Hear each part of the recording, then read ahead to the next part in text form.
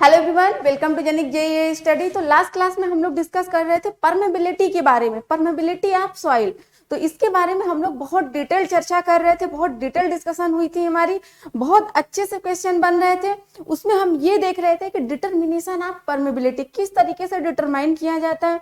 तो वहीं से आज की क्लास आपकी कंटिन्यू होगी। क्लास कंटिन्यू होने से पहले आपको क्या करना है, आप इस क्लास के लिंक को अपने social media WhatsApp, Facebook, Instagram, Telegram, various type के सोशल मीडिया जहां पे आपके सिविल की कम्युनिटी है, सिविल के बच्चे हैं, सिविल का ग्रुप है, वहां पे आप शेयर कर दीजिए। अगर आपने शेयर कर दिया है तो लगे हाथ लाइक भी कर दीजिए।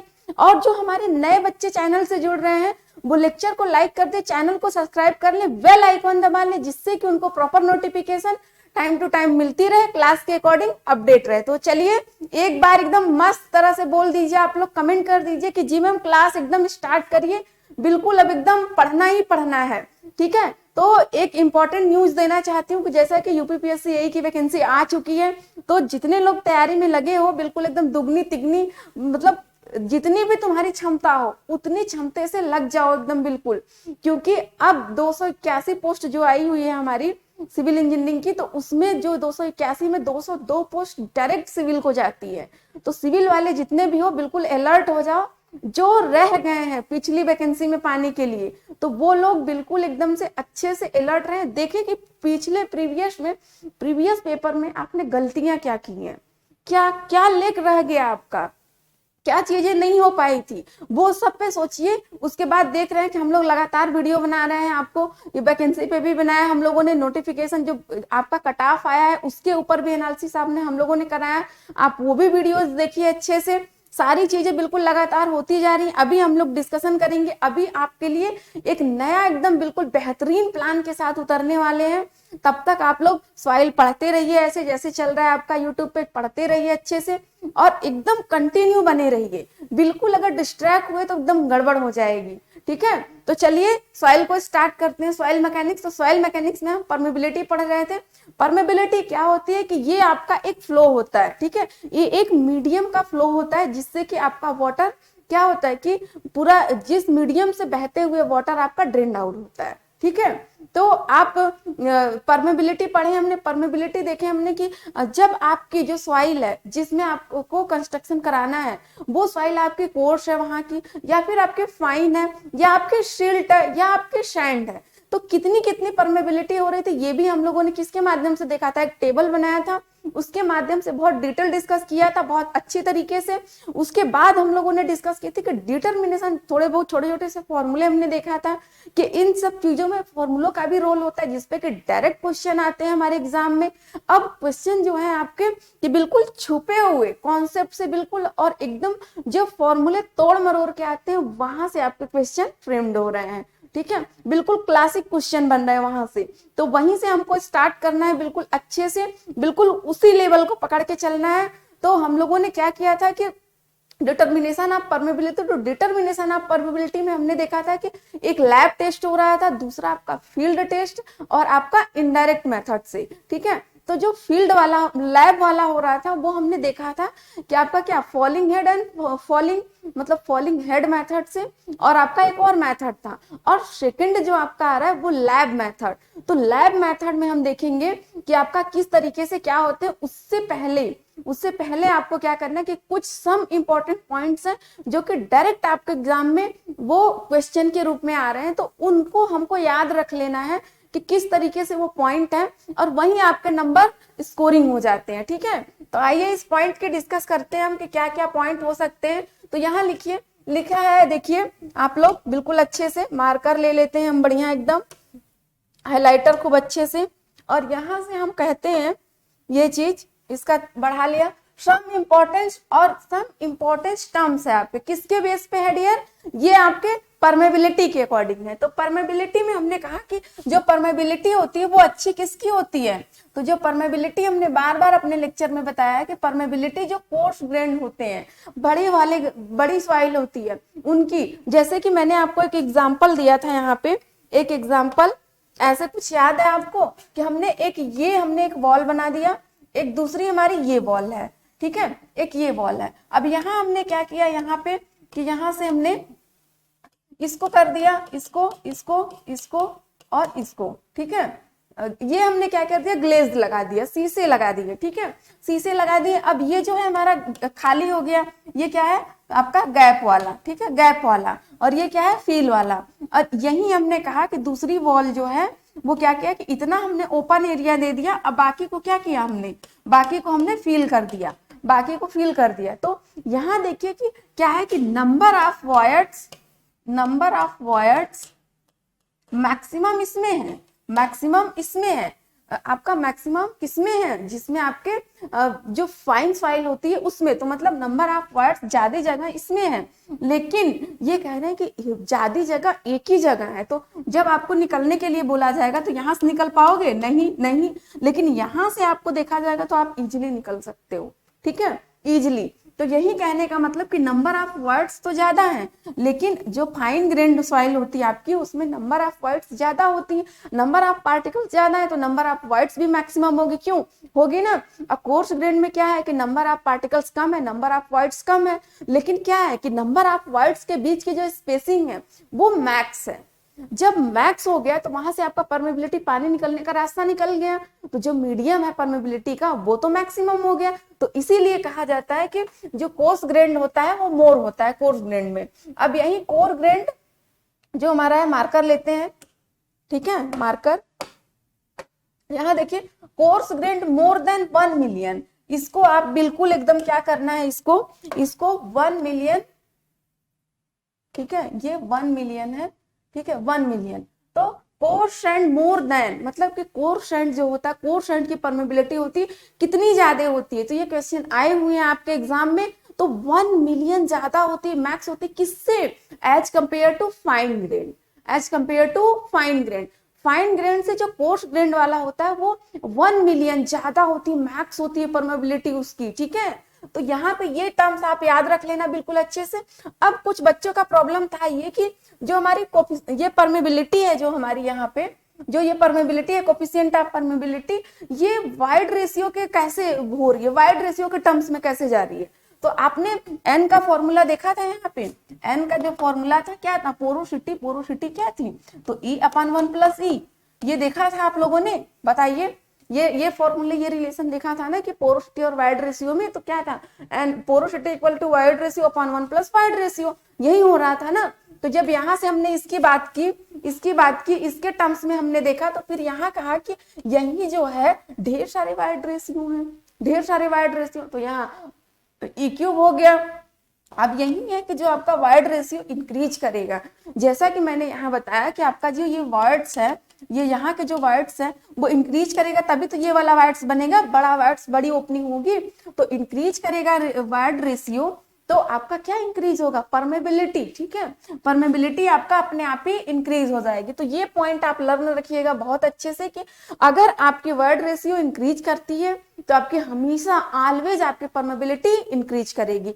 क्यों, क्योंकि जो नंबर ऑफ वर्ड्स होते हैं वो क्या करेंगे कि नंबर ऑफ वर्ड्स तो ज्यादा है लेकिन वो लार्ज है, स्पेसिंग उनकी लार्ज है, तो यही वाइड है जो आपका वो वाइड रेशियो VV/VS होती है। तो जो वाइड रेशियो है जब लार्ज होगा, बड़ा होगा, तो आपके मतलब वाटर ड्रेन आउट होने का रास्ता मतलब ज्यादा हो जाएगा, ज्यादा स्पीड से होगा, रेट ऑफ फ्लो इसका ज्यादा हो जाएगा।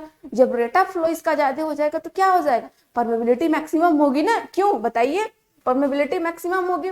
अब यहाँ हमने कहा कि स्ट्रक्चरल ऑफ सॉइल, मतलब कि स्ट्रक्चर ऑफ सॉइल, मतलब कि जो आप क्या कर रहे हो, स्ट्रक्चर कंस्ट्रक्ट कर रहे हो, तो सॉइल पे ही करोगे ना कोई भी सिविल स्ट्रक्चर, क्यों बच्चे, क्या आसमान में तो कर नहीं लेंगे, सॉइल पे ही, मिट्टी पे ही हम अपने करेंगे ना।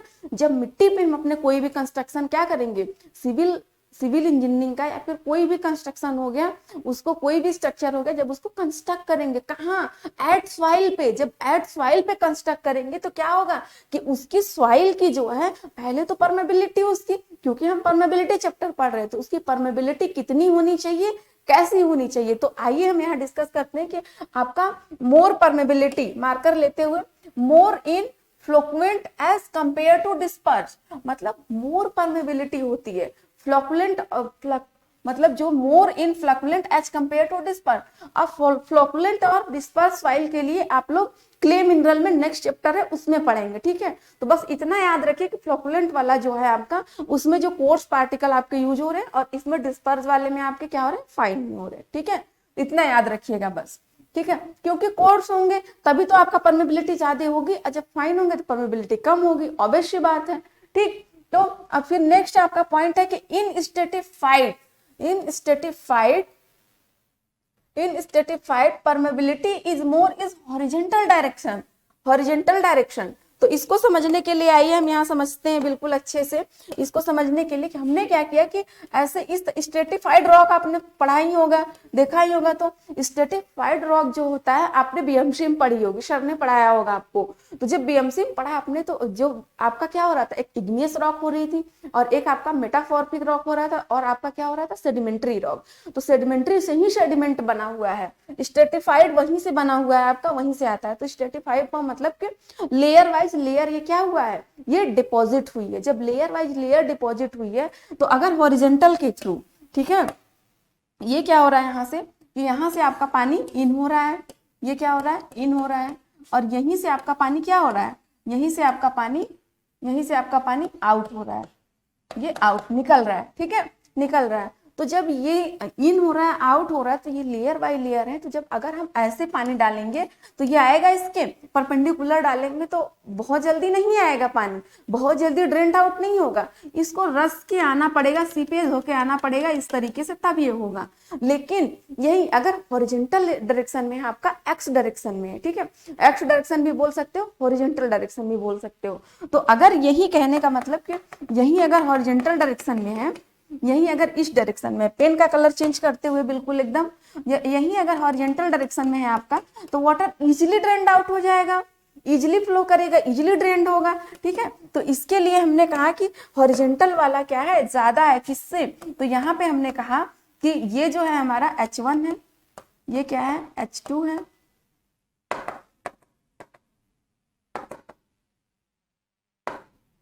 ये H1, ये H2, ये हाइट H3, ठीक, ये हो गया।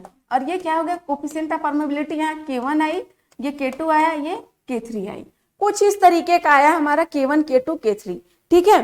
तो अब हमने इसको देखा बहुत अच्छी तरीके से, इसको H1 H2 Z1 Z2 कुछ भी बोल सकते हो, कोई बहुत बड़ी दिक्कत नहीं है, ठीक है। H1 के फॉर्म में भी बोल सकते हो, H2 के फॉर्म में भी बोल सकते हो, कोई दिक्कत परेशानी नहीं है, ठीक है। तो हम Z1 एक बार H1 लिख लेते हैं, उसके बाद हम क्या लिख लेते हैं, Z1 Z2 Z3, Z1 Z2 Z3, ठीक है। तो अब यहाँ नेक्स्ट पॉइंट आपका क्या कह रहा है, ये अगर यही वर्टिकल डायरेक्शन में होगा तो दिक्कत होगी, जस्ट मैंने बताया आपको, क्यों, समझ में आ रहा है ना, बिल्कुल। तो ये चीजें पॉइंट नोट करने वाली थी, और इसी में अभी आगे आपको बताएंगे कि हॉरिजॉन्टल वाला क्यों होता है, ठीक है। तो यही देखिए नेक्स्ट पॉइंट है आपका कोफिशिएंट ऑफ, नेक्स्ट पॉइंट है आपका हमारा यहाँ पे मार्कर लेते हुए, coefficient of permeability is reported in 27, ठीक है, रिपोर्टेड इन, इसको तुरंत एकदम हो करिए, 27 degree centigrade, always to convert है ये, ठीक है, ऑलवेज टू कन्वर्ट। तो जो हमारी इंडिया में होती है, क्या होती है कि हमारी जो इंडिया में कोफिशिएंट ऑफ परमेबिलिटी होती है वो 27 डिग्री सेंटीग्रेड पे क्या होता है, 27 डिग्री टेम्परेचर पे रिपोर्ट की जाती है। और आपकी क्या होती है, हमने बताया था आपका स्पेसिफिक ग्रेविटी जो भी होती है अपने इंडिया में, वो भी 27 डिग्री सेंटीग्रेड पे रिपोर्ट होती है, ठीक है, पिछले हमने बता चुका है आपको। तो यहाँ पे अगर 27 डिग्री जो होता है स्टैंडर्ड होता है, इस पे रिपोर्ट की जाती है, लेकिन कहीं कहीं तो डिफरेंट होगा ना, ऐसा नहीं है कि आपका 27 डिग्री ही होगा, ये तो एक स्टैंडर्ड है, ये एक मानक है, तो 27 डिग्री पे होगा। अब हमने कहा कि यहाँ के जो है, जहाँ के हम परमेबिलिटी फाइंड करनी है, वहां की कोफिशिएंट ऑफ परमेबिलिटी क्या है, वहां की जो आपका टेम्परेचर है कितना है, तो वहां की टेम्परेचर हमने कह दिया कि ये 22 है, 22 डिग्री सेंटीग्रेड है। तो कैसे करेंगे, तो यही हमने कहा कि एक फॉर्मूला बनाया गया है, इंडियन स्टैंडर्ड ने बनाया है आपका, क्या कि के कोफिशिएंट ऑफ परमेबिलिटी 27 डिग्री पे रिपोर्ट करना है हमको, 27 डिग्री पे पेन का कलर चेंज करते हुए, ठीक है, पेन का कलर चेंज करते हुए 27 डिग्री पे रिपोर्ट करना है। और ये जो KT है, T मतलब कि coefficient of permeability T time में, मतलब कि हमने जैसे बोला कि अभी 22 मतलब कि 22 डिग्री सेंटीग्रेड है, 27 की जगह हमने कह दिया कि 27 तो स्टैंडर्ड है, लेकिन 22 मैंने जो कहा वो क्या था, वो वहां का प्रेजेंट था, ठीक है। तो जो प्रेजेंट टेम्परेचर था वो हमने यहाँ पे टी के फॉर्म में ले लिया कि टी कुछ भी हो सकता है आपका 20, 18, 15 कुछ भी हो सकता है, ठीक है। और यहाँ आपका क्या है कि ये आपका विस्कोसिटी है, क्या है आपका डायनेमिक विस्कोसिटी। तो डायनेमिक विस्कोसिटी जहां उसका होगा मतलब जैसा भी होगा टी के अकॉर्डिंग, टेम्परेचर के अकॉर्डिंग, उसके अकॉर्डिंग ले लेंगे हम। अब यही जो डायनेमिक विस्कोसिटी है आपका स्टैंडर्ड 27 डिग्री पे, ठीक है। तो आपका जैसे कि हमने कहा कि इसके लिए 27 डिग्री के लिए कि वहां का जो टेम्परेचर है, जहां भी आप साइट है आपकी, वहां का टेम्परेचर कितना है, वहां मैंने कह दिया 20 डिग्री सेंटीग्रेड है, तो यहाँ K20 हो जाएगा। अब कोफिशिएंट आप जो भी आपका क्या है आपका, ये आपका है डायनेमिक विस्कोसिटी, तो डायनेमिक विस्कोसिटी भी आपका कितने डिग्री सेंटीग्रेड पे निकलेगा, टी जो आपका है, ठीक है, 22 डिग्री टेम्परेचर पे ही आपका निकलेगा कोफिशिएंट ऑफ क्या, परमेबिलिटी, ठीक है। तो यहाँ पे हमने देख लिया, ये चीजों की बात कर ली। अब आगे देखेंगे कि आगे हमको कुछ करना है, तो इतना आपको समझ में आया। अगर कोई दिक्कत परेशानी है तो तुरंत कमेंट करके बताइए। तो नेक्स्ट हम लेते हैं, नेक्स्ट हेडिंग लगाइए आप लोग, क्या लगाइए आप लोग नेक्स्ट हेडिंग, यहीं पे लिखते हैं हम लोग अच्छे से।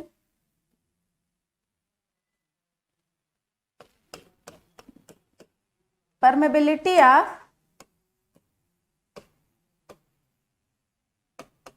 परमेबिलिटी ऑफ, परमेबिलिटी आप किस टाइप की सॉइल के लिए लेना है, तो हमको लेना है स्ट्रेटिफाइड सॉइल के लिए। क्या है, स्ट्रेटिफाइड सॉइल, ठीक है। स्ट्रेटिफाइड सॉइल के लिए लेना है हमको, क्या लेना है, ये हेडिंग लगाइए तुरंत फटाफट एकदम बिना टाइम एकदम रुके हुए, स्ट्रेटिफाइड के लिए, ठीक है। स्ट्रेटिफाइड की हम बात कर रहे हैं यहाँ पे बिल्कुल अच्छे से। स्ट्रेटिफाइड से पहले हम एक और बात करना चाहते हैं, क्या बात करना चाहते हैं, इसको हेडिंग अभी लगाए रखिएगा आप लोग, ठीक है। कोफिशिएंट ऑफ परमेबिलिटी के की बात, ठीक है, कोफिशिएंट ऑफ परमेबिलिटी के की बात, इसको हटा लीजिए आप लोग, ठीक है। इससे पहले एक चीज और जानना जरूरी है आपको बहुत अच्छी तरीके से, तो कोफिशिएंट ऑफ परमेबिलिटी, यहाँ हेडिंग लगाइए कोफिशिएंट ऑफ परमेबिलिटी,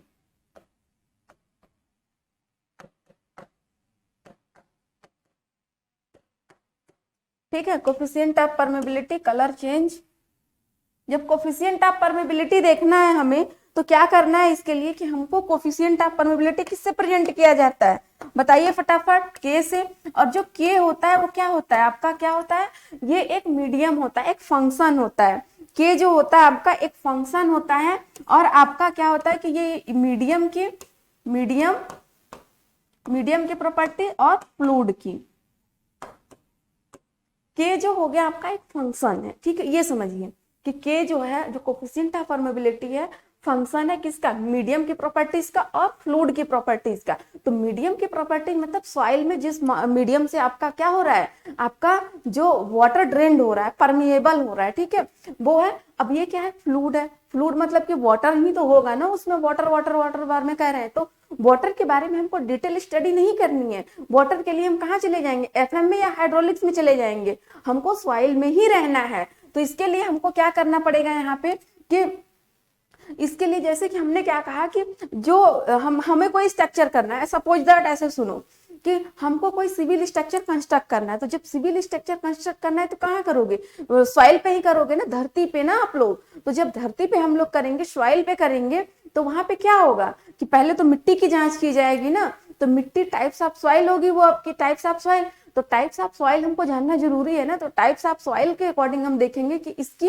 क्या है, स्ट्रेंथ कितनी है, बेयरिंग कैपेसिटी कितनी है, और इसकी परमेबिलिटी। तो हम परमेबिलिटी पढ़ रहे हैं तो परमेबिलिटी की बात करेंगे यहाँ। तो परमेबिलिटी के लिए उसमें हमने कहा कि इसकी जो भी सॉइल है जहाँ पे कंस्ट्रक्ट हो रहा है, परमेबिलिटी इसकी सही नहीं है, परमेबल ये नहीं है बिल्कुल, इसमें वाटर ड्रेन आउट आसानी से नहीं हो रहा है, इसमें बारिश हो रही तो कीचड़ भर जा रहे हैं। तो हमको क्या करना पड़ेगा, हमने कहा कि जितनी तक मिट्टी सही नहीं है, क्यों, हमारे सिविल इंजीनियर का काम क्या होता है, कहाँ तक मिट्टी की जरूरत होती है, जहां तक कि उसके फाउंडेशन का लोड जाता है बस, और बहुत ज्यादा नीचे तक नहीं, बहुत ज्यादा ऊपर तक नहीं, ठीक है। जहां तक फाउंडेशन मतलब होल स्ट्रक्चर का फाउंडेशन के थ्रू होते हुए लोड 30 डिग्री पे ट्रांसफर करता है, डिस्पर करता है, उतना ही मतलब है, और कुछ मतलब नहीं है बिल्कुल, ठीक है। तो ये चीज हमको जानना है। तो हमने क्या किया कि जो सॉइल थी वो ठीक नहीं थी, परमेबल नहीं थी, तो हमने क्या कहा कि चलो हम दूसरी मिट्टी लाते, उसको हटाया हमने, दूसरी मिट्टी लाके भराव कर दिया पूरा एकदम अच्छे से। अब इस जो हमने सॉइल ले आया, अब उसकी परमेबिलिटी और जो पहले से परमेबिलिटी थी उसके डिफाइन नहीं हो पा रही थी, बिल्कुल मिल जा रहे थे, दोनों एक जैसे हो जा रहे थे, समझ ही नहीं आ रहा था। तो जो नई वाली जो परमेबिलिटी आई हमारी उसको हमने कहा के नॉट। के नॉट ये क्या थी? एब्सोल्यूट थी। क्या थी? एब्सोल्यूट। ये एब्सोल्यूट थी। जब एब्सोल्यूट थी आपकी, क्या थी ये आपकी? एब्सोल्यूट, एब्सोल्यूट थी।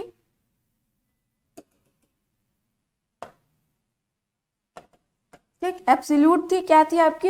एब्सोल्यूट मतलब कि जो हमने दूसरी वाली मिट्टी डाल रखी थी उसकी परमेबिलिटी एब्सोल्यूट परमेबिलिटी। ठीक है, ये थी। अब हमने कहा कि जो के था हमारा क्या था? तो मीडियम एंड प्रॉपर्टी। तो हमने कहा कि function of medium, medium properties,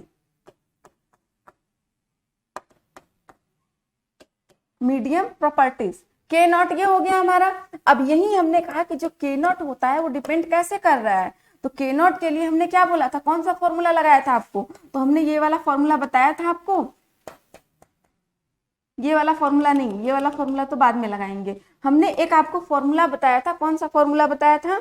हमने कहा था कि जो आपके के थ्रू में जाएगा, ठीक है, वो आपका क्या आएगा? डायनेमिक विस्कोसिटी अपॉन में क्या हो गया? Unit weight of water, unit weight of water. और आपका जो दूसरा वाला के नॉट आया यहाँ पे, जो आपकी दूसरी थी, ये वाटर की हो गई और ये आपकी मीडियम की, सॉइल मीडियम की। तो सॉइल मीडियम की जो हो गया E³ अपॉन 1 प्लस EdC। ये हो गया कुछ इस तरीके से आपका हो गया। ठीक है, इस तरीके से कुछ हो गया। ये चीजें हमने देखी, बहुत अच्छी तरीके से देख लिया। क्या जो हमारी एब्सोल्यूट कोफिशिएंट ऑफ वेलोसिटी या कोफिशिएंट ऑफ परमेबिलिटी थी उसको देखा हमने। जब ये चीजें देख ली तो हमको थोड़ा सा चलो कुछ थोड़ा सा हो गया हमारा। ठीक है, यहाँ देखा। अब परमेबिलिटी ऑफ स्ट्रेटिफाइड सॉइल, तो परमेबिलिटी ऑफ स्ट्रेटिफाइड सॉइल के बारे में जब हम देखेंगे यहाँ से, तो हमने कहा परमेबिलिटी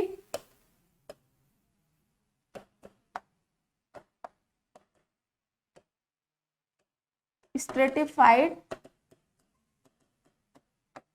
सॉइल। तो स्ट्रेटिफाइड सॉइल की बात हम करेंगे। तो हमने जस्ट अभी आपसे चर्चा किया तुरंत 1 मिनट पहले ही इसी लेक्चर में कि स्ट्रेटिफाइड सॉइल जो है वो आपका क्या है? सेडिमेंट्री रॉक के थ्रू बना हुआ है। किसके? सेडिमेंट्री रॉक के थ्रू बना हुआ है। अब स्ट्रेटिफाइड में हम देखेंगे कि हमारा हॉरिजॉन्टल किस तरीके से जा रहा है और वर्टिकल। तो हम इसका फ्लो पैरेलल टू प्लेन लेंगे। क्या लेंगे? Flow parallel to plane. Note करते जाइएगा आप लोग बिल्कुल अच्छे से। ठीक है, तो इसकी जो कोफिशिएंट ऑफ परमेबिलिटी होगी वो किस तरीके से होगी? तो हम हॉरिजॉन्टल डायरेक्शन में अगर निकालेंगे, इसकी क्या निकालेंगे हॉरिजॉन्टल डायरेक्शन में? हमने कहा आपको यही तुरंत एग्जांपल दिया था कि ये जो है आपका क्या है? ऐसे लेयर लेयर हो गया। ठीक है, अब इधर से क्या हो रहा है कि ये पाइप लगी हुई है पूरी, यहाँ से ये क्या हो रहा है? वाटर इन हो रहा है, ये वाटर इन हो रहा है, और यहाँ से क्या हो रहा है कि ये आपका आउट हो रहा है, ये आपका आउट हो रहा है। ठीक है, यहाँ से इन हो रहा है, यहाँ से आउट हो रहा है। अब ये क्या है? यहाँ से यहाँ तक की हाइट Z1 है, यहाँ से यहाँ तक की हाइट Z2 है, यहाँ से यहाँ तक की हाइट Z3 है। और ये यहाँ क्या मिल रहा है आपका? Coefficient of permeability. ठीक है, कोफिशिएंट ऑफ परमेबिलिटी। ठीक है, तो वाटर ऐसे जा रहा है। अगर यही वर्टिकल डायरेक्शन से कर देंगे तो दिक्कत आ जाएगी। अभी जस्ट हमने बताया आपको, क्यों अभी जस्ट बताया ना हमने, इस पे चर्चा की ना कि अगर हम वर्टिकल डायरेक्शन से कर देते हैं, तो जब वर्टिकल डायरेक्शन से कर देंगे तो थोड़ा सा जो हमारा पानी है वो ड्रेन्ड आउट होने में थोड़ी सी दिक्कत आएगी, थोड़ी सी परेशानी आएगी, इधर से होकर आएगा। और जो हम हॉरिजॉन्टल डायरेक्शन से कर रहे हैं, जब हॉरिजॉन्टल डायरेक्शन से करेंगे तो जो हमारी लेयर है वो भी तो हॉरिजॉन्टल ही है ना, ये लेयर हॉरिजॉन्टल है। जब लेयर ये हॉरिजॉन्टल है तो इसके थ्रू ये जा रहा है, बिल्कुल बिल्कुल स्मूथ तरीके से फ्लो कर रहा है, उसमें कोई प्रेशर वगैरह लगाने की जरूरत नहीं है। ग्रेविटी प्रेशर के थ्रू अपना क्या कर रहा है? ये फ्लो हो रहा है, कोई दिक्कत नहीं है। ठीक, तो यहाँ तो इसका जो फॉर्मूला बनेगा हॉरिजॉन्टल डायरेक्शन में कोफिशिएंट ऑफ परमेबिलिटी निकालने का, वो इस तरीके से निकलेगा K1 into Z1 plus K2 into Z2 plus K3 into Z3। ठीक, ये समझ में आया आपको? और Z1 plus Z2 plus Z3, Z1 plus Z2 plus Z3। ठीक, ये कुछ आपको इस तरीके से समझ में आया, तो ये हॉरिजेंटल डायरेक्शन की बात करी हमने। अब यही अगर वर्टिकल डायरेक्शन हो जाएगा, यही अगर हमने कहा कि ये कुछ इस तरीके से है, ये इस तरीके से है, हमने लिया। अब इसी में हम क्या करेंगे डियर, इसी में हम क्या करेंगे कि हमने जो वर्टिकल डायरेक्शन से लिया, ठीक है, अगर ये हमारा वर्टिकल डायरेक्शन से लेंगे, इसे इस तरीके से वर्टिकल डायरेक्शन से आएगा, तो वर्टिकल डायरेक्शन से जब होते हुए आएगा हमारा ये वाटर ऐसे इधर से ऊपर से, तो किस तरीके से हम उसका निकालेंगे, कोफिशिएंट ऑफ परमेबिलिटी, ठीक है।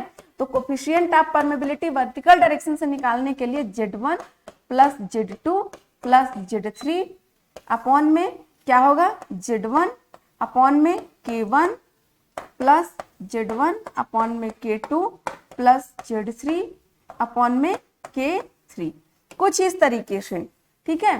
तो ये भी फॉर्मूला आपके क्वेश्चन में आते हैं गेट वगैरह में, तो इससे क्वेश्चन आपके बहुत अच्छी तरीके से पुटअप होते हैं, ठीक है। तो बहुत अच्छी तरीके से आते हैं, ईएस में भी बहुत अच्छी तरीके से आते हैं यहाँ से। और आपके क्या होते हैं कि एसएससी में भी इसका आ रहा है छोटा सा न्यूमेरिकल, एसएससी में भी आ रहा है, बिल्कुल छूता हुआ रह रहा है एसएससी में भी, ठीक है। तो उस चीजों से भी हम भाग नहीं सकते, उस चीजों को भी हमको बिल्कुल करना ही है। तो यहाँ पे हम एक टास्क देते हैं आपको कि एक तरफ हमने लिखा यहाँ पे, एक तरफ क्या लिखा, एक तरफ हमने यहाँ लिख दिया कि आपको कोफिशिएंट ऑफ परमेबिलिटी है यहाँ पे, और यहाँ पे हमने कहा एंड आपका ये क्या है, कोफिशिएंट ऑफ परकुलेशन, ठीक है। Coefficient of permeability, coefficient of percolation लिख लीजिए यहाँ पे, कोफिशिएंट ऑफ परमेबिलिटी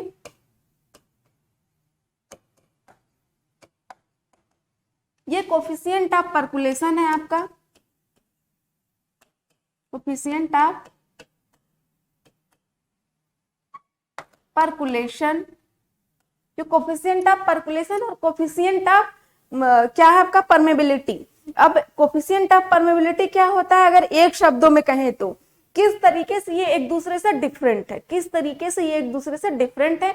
अगर एक शब्दों में कहोगे तो आप कोफिशिएंट ऑफ परमेबिलिटी को क्या कहोगे, ठीक है। तो क्या कहोगे आप, क्या कहोगे आप, तो हमने कहा पेन का कलर बिल्कुल चेंज करो, यहाँ पे हमने कहा कोफिशिएंट ऑफ परमेबिलिटी को इट इज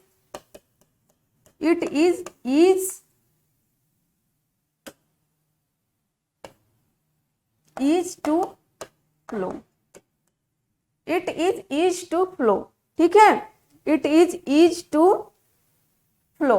अब इसी को दूसरे वर्ड में अगर कहा जाए, coefficient of percolation, coefficient of percolation को हम क्या कह सकते हैं, हमने कहा rate of flow, rate of flow,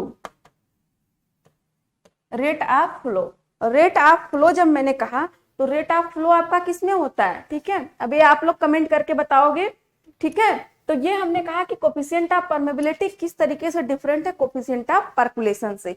तो कोफिशिएंट ऑफ परमेबिलिटी जो आपका क्या है कि हमने एक शब्दों में कहा, ये हमने कहा कि इट इज टू फ्लो, ठीक है, कि ये जो इजी वे में फ्लो करता है, इजी फ्लो होता है, वही आपका क्या होता है, ये एक मीडियम होता है जो कि इज फ्लो करता है, ठीक है, आपका कोफिशिएंट ऑफ परमेबिलिटी, ठीक है।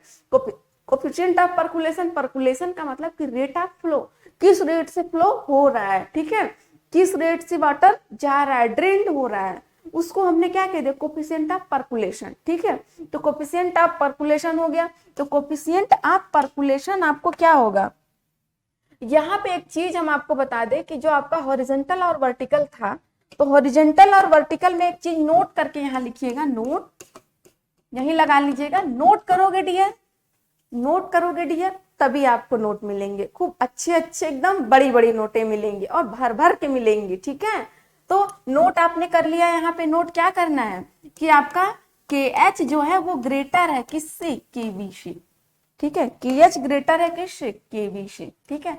KH का मतलब coefficient of permeability in horizontal direction, और KB आपका है coefficient of permeability in vertical direction, okay.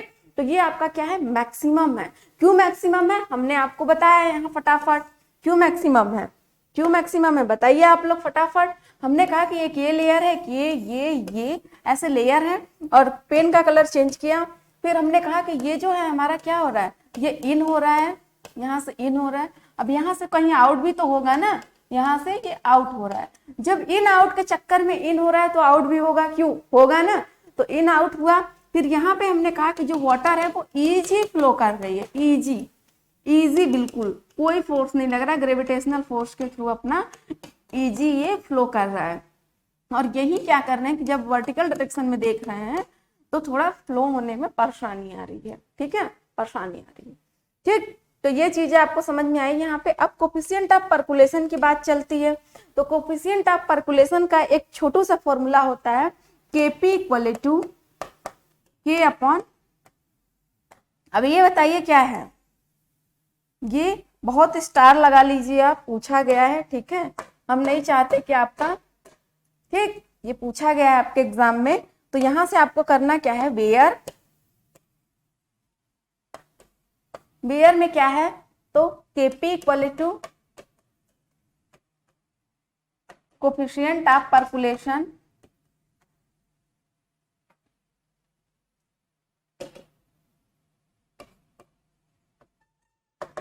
Percolation, okay, और के क्या है आपका, कोफिशिएंट ऑफ परमेबिलिटी।